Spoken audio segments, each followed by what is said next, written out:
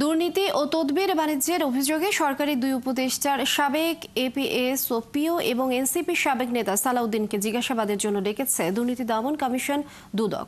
আগামী 20 থেকে 22 মে আলাদা আলাদা দিনে তাদের জিজ্ঞাসাবাদ করা হবে। এদিকে অভিযুক্তদের গ্রেপ্তার করে দ্রুত বিচারের আওতায় আনার দাবি জানিয়েছে যুব অধিকার পরিষদ। এই দাবিতে বৃহস্পতিবার দুদক কার্যালয়ের সামনে অবস্থান কর্মসূচি পালন করে সংগঠনটি।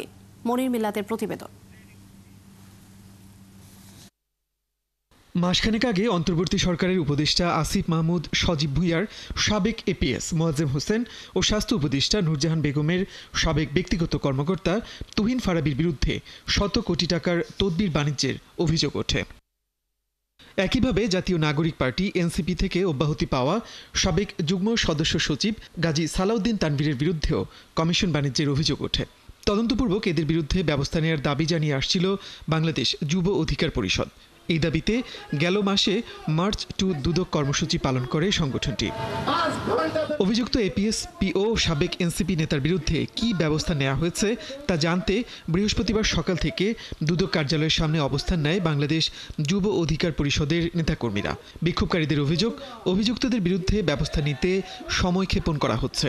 দুর্ভাগ্য বিষয়, যাদেরকে আমরা চেয়ারে বসাইছি তাদের এপিএস যখন দুর্নীতির সাথে জড়িয়ে যায় আমাদের গায়ে কিন্তু খুবই লাগে, কারণ আমরা রক্ত দিয়েছি, শ্রম দিয়েছি, আমাদের নেতাকর্মীরা অসংখ্য আহত হয়েছে, শহীদ হয়েছে।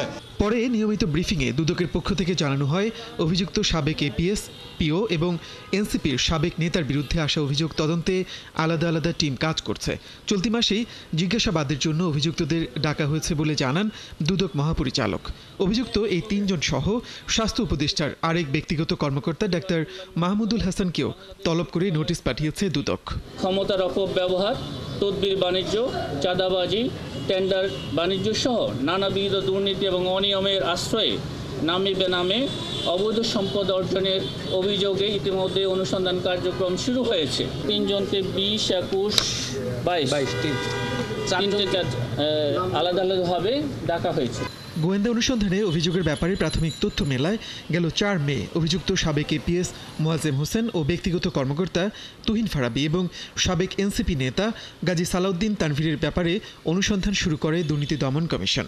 এদিকে ঋণের নামে 404 কোটি টাকা আত্মসাতের অভিযোগে ন্যাশনাল ব্যাংকের সাবেক পরিচালনা পরিষদের সদস্য পারভিন হক শিকদার, রণহক শিকদার সহ 16 জনের বিরুদ্ধে মামলা করেছে দুর্নীতি দমন কমিশন।